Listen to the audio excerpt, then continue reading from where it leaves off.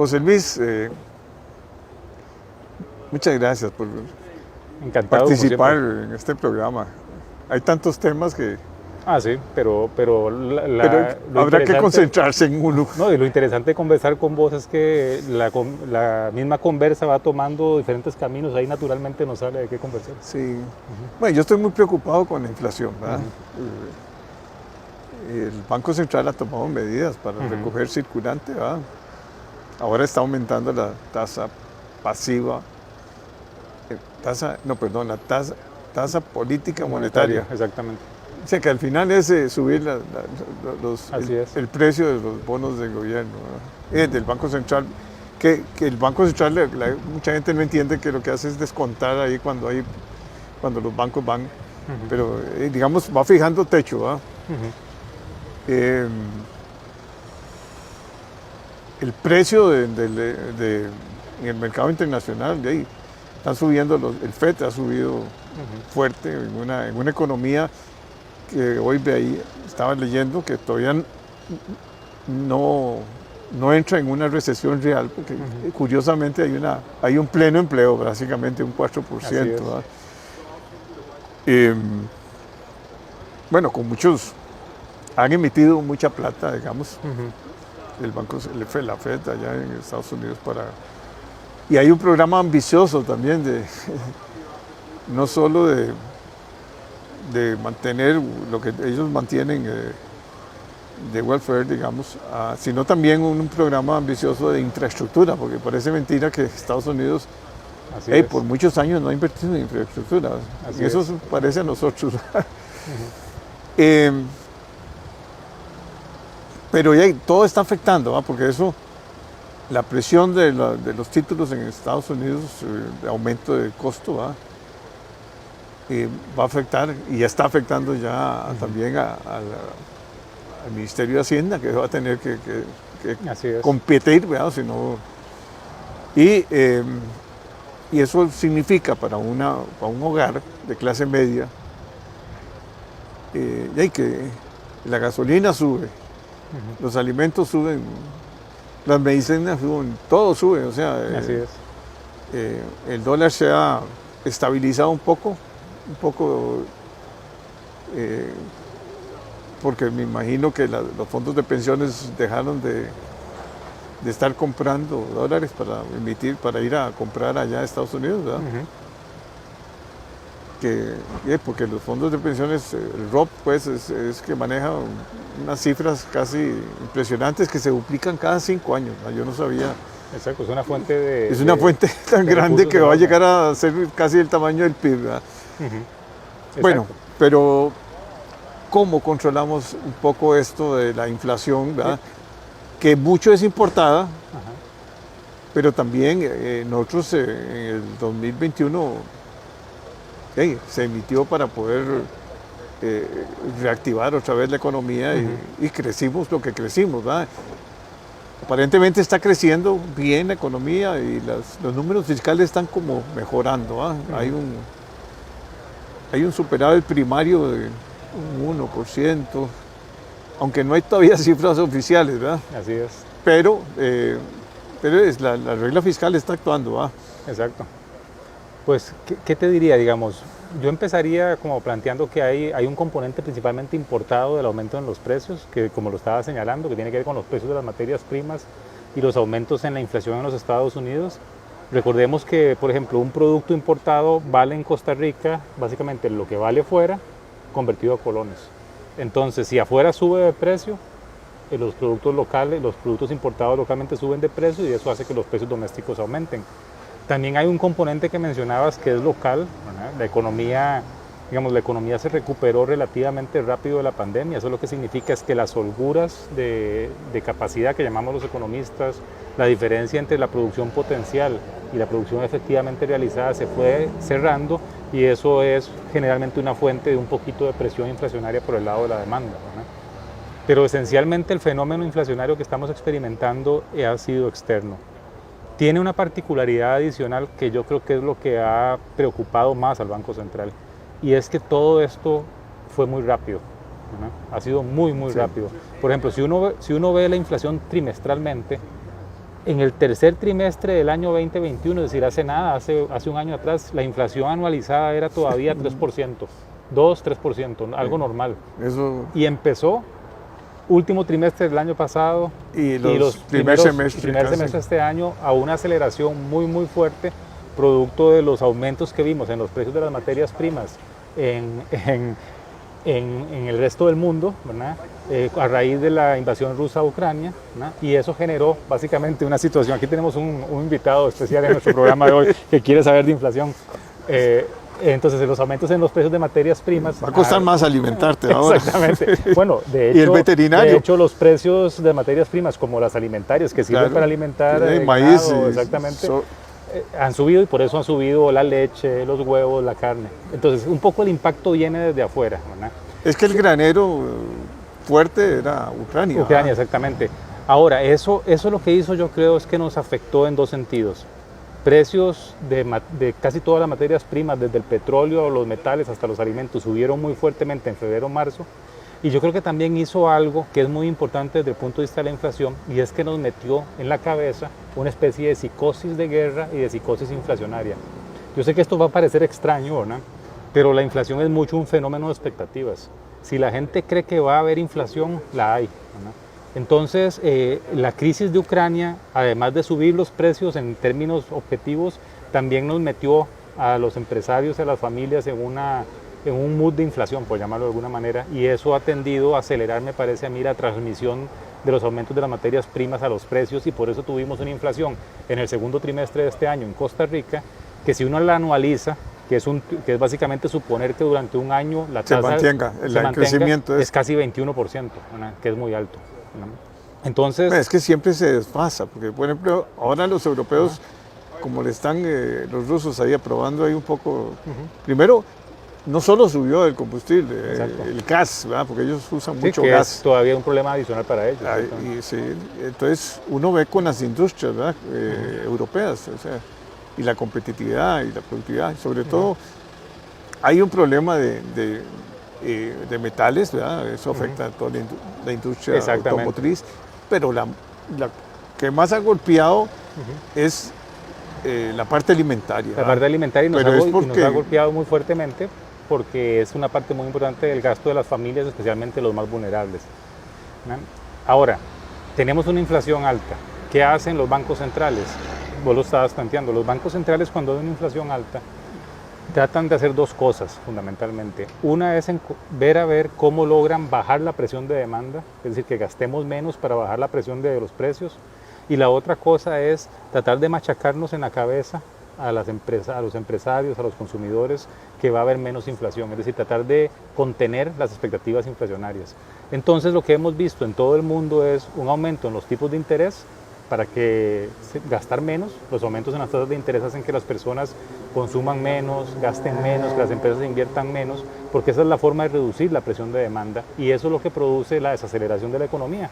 Como muchas veces decimos, por ejemplo, los aumentos en la tasa de interés de la FED o los aumentos de la tasa de interés en el caso del Banco Central de Costa Rica van a provocar una recesión. Desgraciadamente sí la provocan, y ya lo dijo Powell esta semana en un mensaje en una reunión entre banqueros centrales en los Estados Unidos. Que va para un poquito largo. Sí, que va para un poquito largo, y la otra cosa que dijo es tratar de combatir la inflación va a generar dolor. Claro. Y ese dolor es la desaceleración, porque es la forma de reducir la demanda y sobre todo de tratar de que no pensemos que la inflación va a ser un fenómeno permanente. Si las personas y las empresas sienten que la inflación se sale de control, se va a salir de control, porque entonces empiezan los ajustes de precios. Ajustes de salarios. Los ajustes de salarios, que es otra fuente de presión inflacionaria importante. Entonces la reacción de los bancos centrales está orientada básicamente a eso, a tratar de contener la demanda. Por lo tanto, eso desacelera la economía, y la otra cosa es las expectativas, es decir, pero cuando una economía como la norteamericana, bueno, y la nuestra también, el consumo es muy importante, pero ya uno se mide mucho en el consumo, ¿va? Claro. Ya va menos a un restaurante o al cine o a espectáculos, porque ya uno dice, bueno, el presupuesto no me da. Porque los ingresos no son... por supuesto. De hecho, ese es un tema importante. Por ejemplo, si ustedes se ponen a pensar, la familia promedio costarricense gasta más o menos el 25% de su presupuesto en alimentos. Y en transporte, incluyendo transporte público más combustibles, debe gastar alrededor de otro 15%, digamos, redondeémoslo. Estamos hablando ahí básicamente de casi 40-45% del presupuesto de los hogares, que son solo alimentos y transporte. Y esos dos rubros del IPC han subido, pero no subieron 11 como subió el IPC, subieron más de 20, casi 25%. Es decir, eso significa que si los ingresos de las familias no se ajustaron, eso perdió básicamente casi una cuarta parte del poder de compra, su ingreso, en esos dos componentes. Entonces es significativo el empobrecimiento, digamos, de los hogares. Pero también yo lo veo en la cuota del banco. Sí, claro. Los bancos ya están ajustando las tasas de interés. Sí. Esa es una afectación especialmente para las familias más de clase media, ¿verdad? Que son las que tienen principalmente endeudamiento, sí. Porque efectivamente los aumentos fuera en los Estados Unidos y los aumentos en la tasa política monetaria tarde o temprano se van a reflejar en un aumento en las tasas locales. De hecho, ese es el canal natural de transmisión de la política monetaria. Es decir, cuando ustedes vean un banquero central que está preocupado por la inflación y lo diga públicamente, lo primero que nos tiene que venir a la mente es esta persona, este hombre o mujer, lo que va a decir después es: vamos a subir las tasas de interés, y lo que viene después es: la demanda se va a desacelerar, la economía se va a desacelerar, porque esa es la forma que tenemos en economía, por ejemplo, para tratar de contener la presión inflacionaria, ¿no? Básicamente tratar de reducir la demanda. Bueno, pero las cifras fiscales parece que están ordenadas. Ojalá que el gasto se controle, ¿verdad? O sea, hasta la fecha hay una disciplina fiscal que es importante, ¿verdad? Eso es una diferencia bien importante en relación con otros. O si no, nos desestabilizamos, ¿verdad? Bueno, estaríamos peor, digamos. Ahí eso es un elemento que es importante. La reforma fiscal del año 2018, la verdad es que ha dado unos ciertos espacios o márgenes para poder enfrentar esto de una mejor manera. Porque si no, lo que tendríamos es, por ejemplo, en los tipos de interés, tendríamos no solo la presión de combatir la inflación, sino que tendríamos la presión además de tratar de financiar un déficit fiscal creciente o una deuda que se percibe como insostenible. Entonces, afortunadamente, esa parte está relativamente mejor. Todo no está logrado, ¿no? Es decir, es un proceso que aún falta de consolidar, pero sin duda está mejor la situación fiscal que la que teníamos antes, ¿no? Y eso es algo importante para poner en valor las finanzas públicas sanas, en el siguiente sentido: finanzas públicas sanas en situaciones como estas, en que nos viene un tsunami del resto del mundo por precios de materias primas y por presión inflacionaria, nos da un poco más de margen para poder navegar en esas aguas turbulentas con el barquito pequeñito que tenemos, ¿verdad? Y eso es importante. Afortunadamente eso se hizo y eso es bueno en el corto plazo, obviamente. Bueno, y que el gobierno no ceda a las presiones, ¿verdad? Porque también si comienzan a crecer, yo siento que el ministro de Hacienda por ahí de septiembre o noviembre le van a decir: bueno, ya se paralizó tal cosa, ya se paralizó, ya no hay plata para la gasolina, no hay plata para el otro. Bueno, pero igual es una familia ¿qué es lo que hace? Recortar y recortar. Recortar, exacto. Bueno, y eso es lo que hay que hacer, no hay otro, porque ahorita vienen nosotros tenemos ahorita una revisión del Fondo Monetario. Sí, ahora en septiembre, bueno, ya ahora en septiembre. Y ¿cómo se llama? Es importante que salgamos bien. Bueno, y si el gobierno quiere emitir deuda en los mercados internacionales, los famosos eurobonos, va a tener que también mostrar una cara sana fiscalmente ante el mercado, ante las calificadoras de riesgo. Entonces, sí, obviamente es muy importante mantener la disciplina fiscal y sobre todo consolidar el proceso. Yo diría que estamos como al 50% del camino de la consolidación fiscal. Todavía faltan casi medio camino más que transitar, y por eso la disciplina fiscal es importante, ¿no? Ahora digamos, el sector de la construcción o servicios se van a agravar, pero eso no es, porque eso por sí se va a deducir. Sí, digamos, yo entiendo a los sectores productivos cuando se quejan, por ejemplo, ese tipo de medidas, pero, digamos, siendo honestos, se deduce una parte de eso, ¿verdad? Desde el punto de vista de la cadena de valor. Y la otra cosa es que es algo que sabíamos desde el 2018. Ya se les dio un periodo, entonces yo creo que ya es como el momento, ya es el momento de asumir esa parte. No, lo que sí es para la clase media, sobre todo, muy complicado la adquisición de vivienda o la construcción, que es un fenómeno, bueno, le está pasando también a muchos otros países, o sea, la clase media, que es la que empuja mucho a este país, y la educación es muy cara, ¿va? Y la educación privada, buena, ¿va? Te sube el combustible, te sube la cuota con el carro, te sube la cuota del condominio. Exacto. O sea, es duro, ¿va? Sí, y los ingresos se rezagan. Y los ingresos no son... sí, los salarios se rezagan, desgraciadamente. Porque mucha gente gana en colones.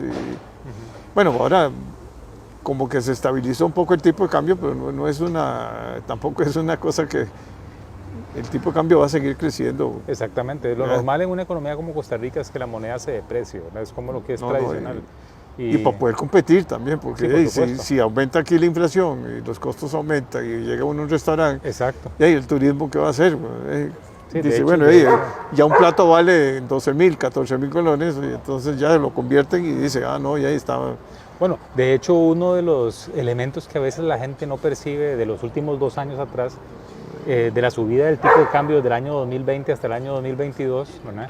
Es el rol importante que eso tuvo como mecanismo de ajuste. Esa subida del tipo de cambio provocó lo que vos estás mencionando. Lo que hizo fue enviar señales a los consumidores de las empresas de que los bienes importados son más caros, entonces hay que reducir ese consumo y además sustituir la producción importada por producción local. Y además abarató el costo de las exportaciones en los ojos del resto del mundo. Entonces, por esa vía, por ejemplo, eso implicó parte del crecimiento exportador de los últimos 2 años, que ha sido muy bueno, tiene mucho que ver con esa depreciación del colón que tuvimos. Por eso hay que tener mucho cuidado con la política de financiamiento del gobierno, ¿verdad? Porque si yo me financio mucho afuera para pagar vencimientos de deuda, pero sobre todo para cubrir el déficit fiscal corriente, ¿verdad? Corro el riesgo de comenzar a calentar, a aumentar la oferta de divisas y hacer que el tipo de cambio caiga y artificialmente generar una pérdida de competitividad, no solo para los exportadores. Todo el mundo generalmente dice es que son los exportadores los que ganan con la subida del tipo de cambio y se olvidan de una cosa: todos los productores locales que compitan con importaciones también se benefician cuando el tipo de cambio sube, porque su rentabilidad y su competitividad frente a los bienes importados aumenta. Entonces el productor de papas fritas, por ejemplo, ahí en el camino al volcán Irazú, que ahora casi mediodía ya me está dando hambre, por cierto, ese productor de papas fritas camino al volcán de Irazú que compite con las papas Pringles, mejora su situación cuando el tipo de cambio sube, su espacio competitivo. Digamos que el tipo de cambio tiene que ser el justo, o sea, exactamente. No debe estar interviniendo el tipo de cambio para... Tiene que ser justo y sobre todo, y más que justo, y oportuno, tiene que reflejar condiciones de mercado. Y además la otra cosa importante, de oferta y demanda, pero no solo oferta y demanda en el sentido... Bueno, hay que prever también. También hay que tener cuidado con que la política fiscal no sea una fuente de turbulencia en los mercados cambiarios. Y eso implica tener también resultados fiscales sanos y sobre todo cuidado con las tasas de interés de la deuda pública. Porque esas tasas de interés muy altas o muy bajas son también parte de los problemas que generan fiscales y problemas cambiarios. Definitivamente con el aumento de tasas de interés en el mercado internacional, así es, va a subir el costo de la deuda, ¿va? De hecho está subiendo en las últimas 3-4 meses, no porque el gobierno se haya portado mal, sino simplemente porque hay más inflación y hay tasas de interés más altas afuera y tasas más altas locales, el costo de la deuda casi se ha duplicado. Es decir, por ejemplo, el gobierno de Costa Rica en agosto-septiembre del año pasado pagaba una tasa de interés en el mercado primario, es decir, en la colocación de deuda pública inicial, de alrededor de 4% para plazos de 10 años en colones. En el último mes esa tasa se convirtió en alrededor de 8 o 9%. Y no porque no aumentó la deuda. Exactamente, no, el déficit no se hizo más grande. Lo que sube es el servicio de la deuda. Exactamente, y ahí esa es una cosa bien importante, porque no es que la Hacienda se haya portado mal, es simplemente que una inflación más alta implica tasas de interés más altas, porque el Banco Central tiene que actuar para combatir la inflación y porque simplemente pongámonos en los zapatos de los inversionistas. Los inversionistas, cuando la inflación sube, para que se convenzan de ahorrar, la tasa que le ofrece el banco, que le ofrece Hacienda, tiene que subir. Entonces, lo que está pasando en los últimos meses es una muestra de todo lo interconectado que está la economía. Sí. Es decir, no es solo el déficit fiscal, es también la inflación, es también lo que pasa afuera. Y por eso hay que ver todo el panorama completo. El ministro de Hacienda y el presidente del Banco Central es como un malabarista, no con 4 bolitas, sino probablemente como con 20 bolitas en el aire al mismo tiempo, pero hay que tener cuidado de todas al mismo tiempo, porque una mala decisión, más allá del déficit, puede generar problemas cambiarios, puede generar inflación, y sin duda el entorno es muy complejo, ¿verdad? Muy vulnerable. Bueno, José, muchas gracias. No, gracias a vos, más bien. Siempre es una gran oportunidad de conversar con vos. No, a mí me encanta platicar con vos, es siempre muy agradable. Así que más bien yo soy el agradecido por la invitación. No. Hasta tuvimos una visita ahora de un perrito. Ah, viste, ya es un invitado especial. Exacto. Lo que pasa es que alimentar a un perro... Sí, claro, más ahora con el maíz y los granos tan caros. Todos los concentrados se subieron. Muchas gracias. Gracias a vos.